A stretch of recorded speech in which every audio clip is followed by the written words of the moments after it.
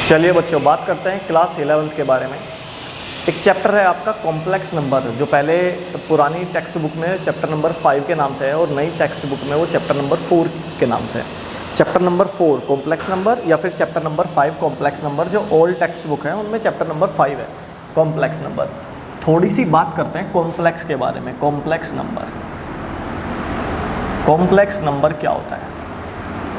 Complex number पढ़ने से पहले हम एक बात के बारे में रिवीजन कर लेते हैं। देखो, नंबर ना कई तरीके के होते हैं। आपने पढ़ा होगा सबसे पहले आपने पढ़ा नेचुरल नंबर। जो चीज़ें नेचर ने बनाई हैं उनकी काउंटिंग स्टार्ट करने के लिए हम क्या बोलते हैं? जो चीज़ें नेचर ने बनाई हैं, नेचुरल नंबर। नेचर ने बनाए पेड़, तो हम पेड़ कैसे काउंट करते हैं? 1 पेड़, 2 पेड़, 3 पेड़, 4 पेड़, 5 पेड़। तो यानी कि जो नेचुरल नंबर की काउंटिंग स्टार्ट हुई वो हुई 1 से। नेचुरल नंबर स्टार्ट होते हैं जी 1 से। उसके बाद आए होल नंबर, ऐसे नंबर जिनमें होल होता है। जीरो से स्टार्ट होते हैं होल नंबर। होल नंबर्स याद रखने का हमने सोच लिया कि होल नंबर याद रखेंगे हम जो 0 से स्टार्ट होते हैं। उसके बाद आए इंटीजर्स, प्लस माइनस जीरो सब कुछ मिला के बन गए जी इंटीजर्स। उसके बाद आए रेशनल नंबर, जिनको रेशियो की फॉर्म में रखा जाता है। हर एक नंबर, अब ये गौर करने वाली बात है, हर एक नंबर रेशियो की फॉर्म में लिखा जा सकता है तो वो रेशनल नंबर कहा जाएगा। मतलब हर एक नहीं, जो भी नंबर रेशियो की फॉर्म में लिखा जा सकता है उसको रेशनल नंबर कहेंगे। p/q की फॉर्म में रखा जा सकता है, जिसको फ्रैक्शन में लिख सकते हैं। जैसे मैंने 2 लिख दिया तो मैं इस 2 को फ्रैक्शन की फॉर्म में लिख सकता हूँ। 2/1 किस रूप में लिखा गया? p/q के रूप में। यानी कि ऊपर वाले नंबर को p से कंपेयर करा, नीचे को q से कंपेयर करा, और फिर साइड में वो एक ये बात बता देते हैं कि q can not be 0। q को कभी 0 नहीं होने देंगे हम। q कभी 0 नहीं हो सकता, क्योंकि 0 अगर डिवाइड में आ जाए तो वो कंडीशन बन जाती है नॉट डिफाइन। ऐसा नहीं हो सकता कि नीचे 0 आए, ऐसा नहीं होने देंगे कि नीचे 0 आए, नॉट डिफाइन कहलाएगा। उसके बाद आए इरेशनल नंबर, ऐसे नंबर जिनको p/q की फॉर्म में नहीं लिख सकते, जैसे पाई इरेशनल नंबर है। इसको आपने 9th क्लास में पढ़ा था कि पाई इरेशनल नंबर है। पाई को 22/7 मत बोल देना कि हम 22/7 फ्रैक्शन की फॉर्म में लिख लेते हैं। असलियत में पाई की वैल्यू 22/7 से मैच करती है, बस पॉइंट के 2 अंकों तक। पॉइंट के बाद 2 अंकों तक मैच करती है, इसलिए हम क्या करते हैं, पाई की वैल्यू 22/7 यूज़ कर लेते हैं। पॉइंट के बाद 2 डिजिट मैच होती है उससे, बस। नहीं तो पाई 22/7 नहीं होता। तो पाई इरेशनल नंबर है। ऐसे इरेशनल हमारा ये टॉपिक नहीं है, तो पाई एक इरेशनल नंबर हो गया। मतलब रेशनल इरेशनल इस तरीके से नंबर आते हैं। उसके बाद आते हैं कॉम्प्लेक्स नंबर। उसके बाद आए जी कॉम्प्लेक्स नंबर। अब ये कॉम्प्लेक्स नंबर क्या है, इसके बारे में जाने। तो कॉम्प्लेक्स नंबर को कैसे पढ़ते हैं? मान लो आपके पास लिखा हुआ है अंडर रूट में 4, तो आप इसको कैसे पढ़ोगे? 2 × 2 आपने बना दिया पेयर, बाहर निकल गया 2। किसी बच्चे ने बोला कि भैया 4 को -2 × -2 भी तो लिख सकते हैं, ये भी तो प्लस के 4 ही बनेगी प्रोडक्ट होके, तो पेयर -2 का बना, वो बाहर निकल गया। तो बात तो सही है। इसका मतलब ये हुआ कि अंडर रूट से जो वैल्यू बाहर निकलती है वो प्लस माइनस किसी का भी पेयर बन सकती है। तो इसीलिए अंडर रूट से बाहर निकलने वाली टर्म पर प्लस माइनस लगा दिया जाता है। बट अब पेज कहाँ फंसेगा? पेज फंसा जी यहाँ पर। अगर मैंने लिख दिया -4 और इस पे लगा दिया जी अंडर रूट, तो ये क्या पढ़ा जाएगा? इसको आप 2 × -2 पढ़ो या फिर -2 × 2 पढ़ो, दोनों केस में आप पेयर ही नहीं बना पा रहे, तो आप गए फंस। जब पेयर नहीं बनता तो आप फंस जाते हैं, आप वैल्यू ही बाहर नहीं निकाल सकते कोई। तो इस समस्या से बचने के लिए क्या करा गया? इसको कहा गया एक कॉम्प्लिकेटेड कंडीशन, और इस कॉम्प्लिकेटेड कंडीशन से बचने का एक समाधान बनाया गया। क्या करा गया कि हमने कहा कि भाई इस मतलब हमारे गणितज्ञों ने कहा, एक्सपर्ट ने कहा कि भाई 4 × -1 लिख लो इसको। उन्होंने कहा कि इसको 4 × -1 लिख लो, ऐसे लिख सकते हैं। यानी कि हर एक नेगेटिव नंबर जो अंडर रूट के अंदर फंसा हुआ है उसको इनटू में -1 लिखा जा सकता है। इनटू में -1 लिखा जा सकता है, क्योंकि 1 इनटू में फ़र्क नहीं डालता, उसके साथ माइनस लगा के उसको अलग लिखा जा सकता है। अब अलग कैसे लिखेंगे? अब इसको ऐसे अलग कैसे लिखेंगे? 4 पे अंडर रूट इंटू -1 पे अंडर रूट। हर एक नंबर को ऐसे लिखा जा सकता है। अभी गौर करते हैं। जैसे मैंने लिख दिया -8, तो इसको क्या लिख सकता हूँ मैं? 8 × -1,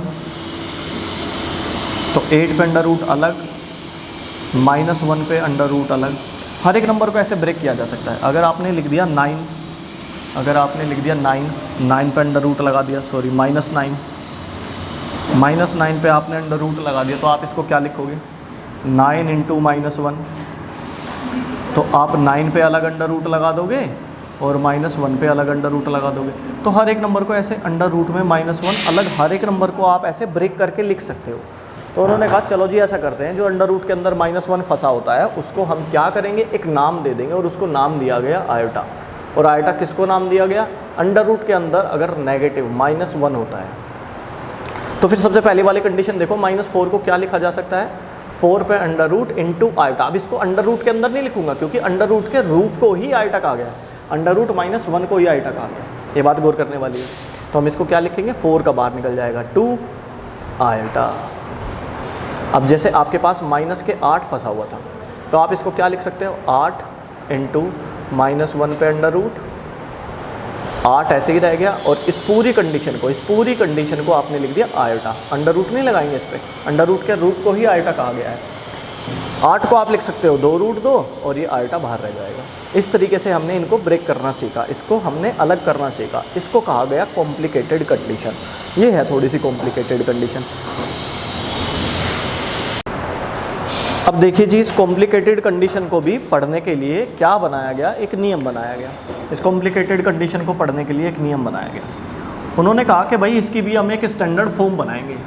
हमारे एक्सपर्ट्स ने बोला कि इसकी भी एक स्टैंडर्ड फॉर्म बनाई जाएगी।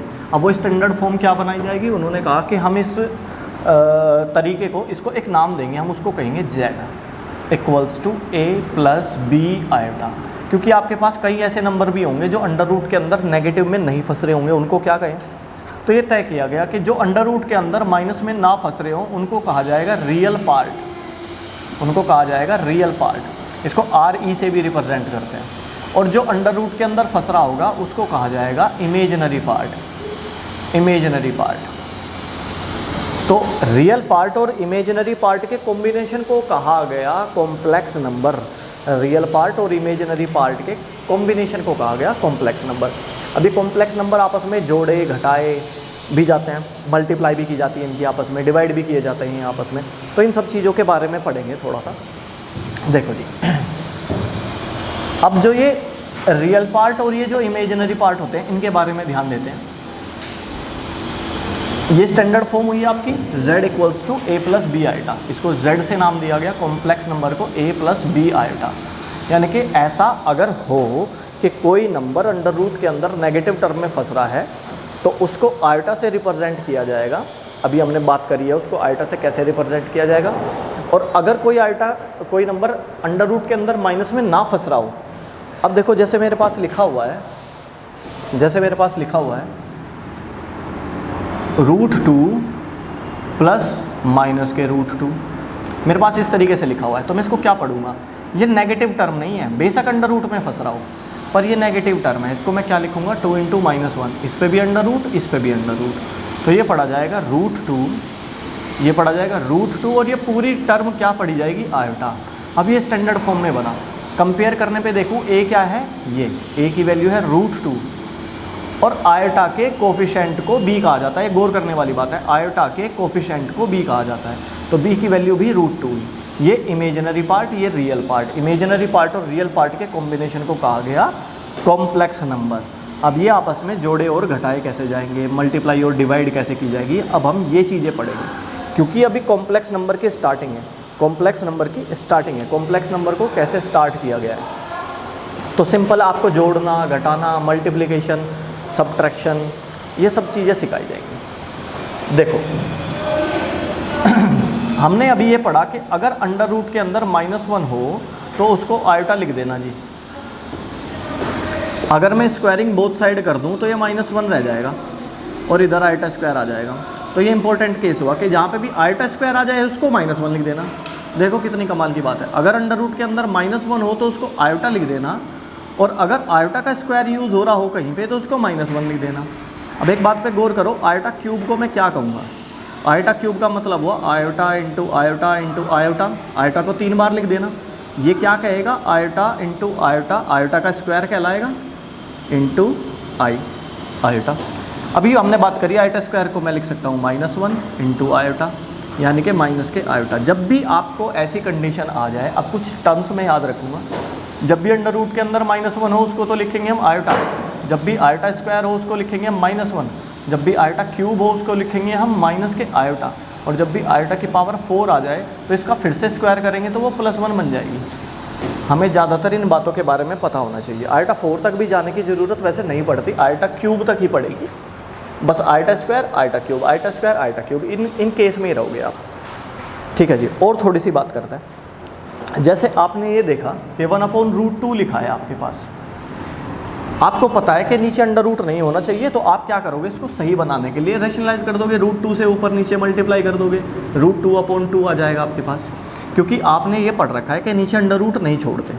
अगर 1/आयोटा आ जाए तो आयोटा भी तो अंडर रूट का ही रूप है, तो इसको भी रेशनलाइज करेंगे तो आयोटा से ही करेंगे, जो बनेगा आयोटा स्क्वायर, अर्थात आयोटा/-1, क्योंकि आयोटा स्क्वायर की वैल्यू अभी बात करी है -1 होती है, तो आपके पास रिजल्ट आ जाएगा माइनस के आयोटा, क्योंकि नीचे कभी माइनस नहीं छोड़ते, वो ऊपर चला जाता है।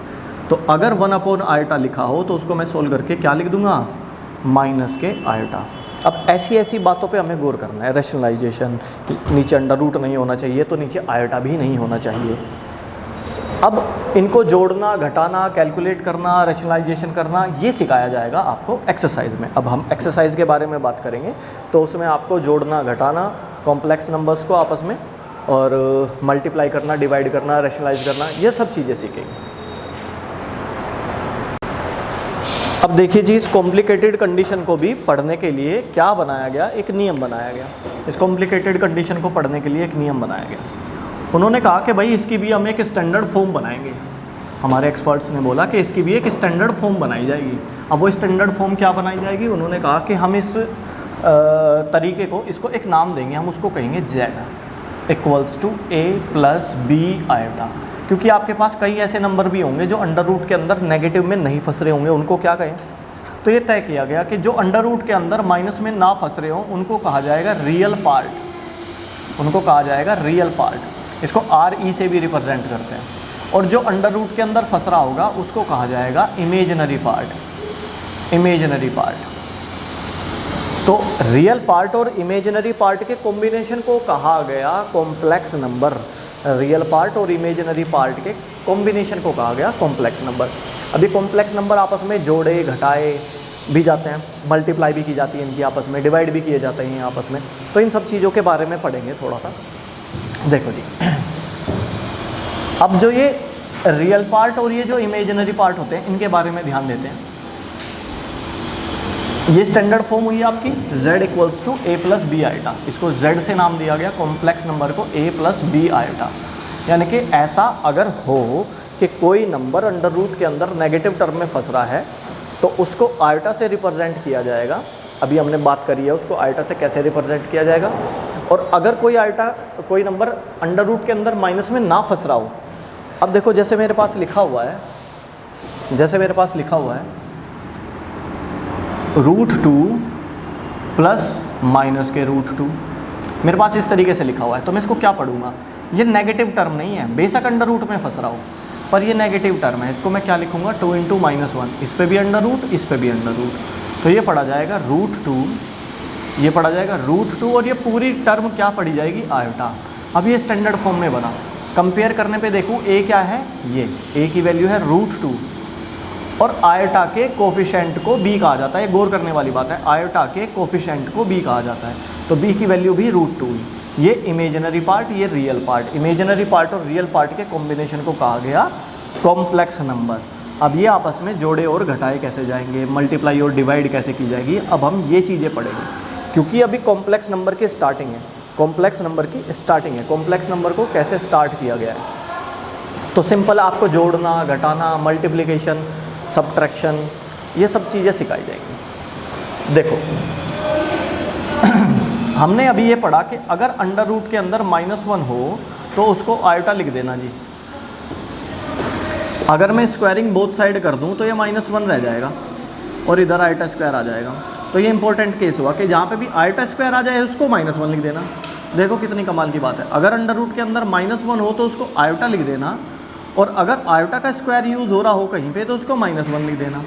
अब एक बात पे गौर करो, आयोटा क्यूब को मैं क्या कहूँगा, आयोटा क्यूब का मतलब हुआ iota into iota into iota, iota को 3 बार लिख देना। ये क्या कहेगा, आयोटा इंटू आयोटा, आयोटा का स्क्वायर कहलाएगा इंटू आई आयोटा। अभी हमने बात करी आयोटा स्क्वायर को मैं लिख सकता हूँ -1 इंटू आयोटा, यानी कि माइनस के आयोटा। जब भी आपको ऐसी कंडीशन आ जाए, अब कुछ टर्म्स में याद रखूँगा, जब भी अंडर रूट के अंदर -1 हो उसको तो लिखेंगे हम आयोटा, जब भी आयोटा स्क्वायर हो उसको लिखेंगे हम -1, जब भी आयोटा क्यूब हो उसको लिखेंगे हम माइनस के आयोटा, और जब भी आयोटा की पावर 4 आ जाए तो इसका फिर से स्क्वायर करेंगे तो वो +1 बन जाएगी। हमें ज़्यादातर इन बातों के बारे में पता होना चाहिए। आयोटा 4 तक भी जाने की ज़रूरत वैसे नहीं पड़ती, आयोटा क्यूब तक ही पड़ेगी, बस iota square iota cube, iota square iota cube, in case में ही रहोगे आप। ठीक है जी, और थोड़ी सी बात करते हैं। जैसे आपने ये देखा कि 1/√2 लिखा है आपके पास, आपको पता है कि नीचे अंडर रूट नहीं होना चाहिए, तो आप क्या करोगे, इसको सही बनाने के लिए रेशनलाइज कर दोगे, √2 से ऊपर नीचे मल्टीप्लाई कर दोगे, √2/2 आ जाएगा आपके पास, क्योंकि आपने ये पढ़ रखा है कि नीचे अंडर रूट नहीं छोड़ते। अगर 1/आयोटा आ जाए तो आयोटा भी तो अंडर रूट का ही रूप है, तो इसको भी रेशनलाइज करेंगे तो आयोटा से ही करेंगे, जो बनेगा आयोटा स्क्वायर, अर्थात आयोटा/-1, क्योंकि आयोटा स्क्वायर की वैल्यू अभी बात करी है -1 होती है, तो आपके पास रिजल्ट आ जाएगा माइनस के आयोटा, क्योंकि नीचे कभी माइनस नहीं छोड़ते, वो ऊपर चला जाता है। तो अगर 1/आयोटा लिखा हो तो उसको मैं सोल्व करके क्या लिख दूंगा, माइनस के आयोटा। अब ऐसी ऐसी बातों पे हमें गौर करना है, रेशनलाइजेशन, नीचे अंडर रूट नहीं होना चाहिए तो नीचे आयोटा भी नहीं होना चाहिए। अब इनको जोड़ना, घटाना, कैलकुलेट करना, रेशनलाइजेशन करना, ये सिखाया जाएगा आपको एक्सरसाइज में। अब हम एक्सरसाइज के बारे में बात करेंगे, तो उसमें आपको जोड़ना, घटाना, कॉम्प्लेक्स नंबर्स को आपस में, और मल्टीप्लाई करना, डिवाइड करना, रेशनलाइज करना, ये सब चीज़ें सीखेंगे।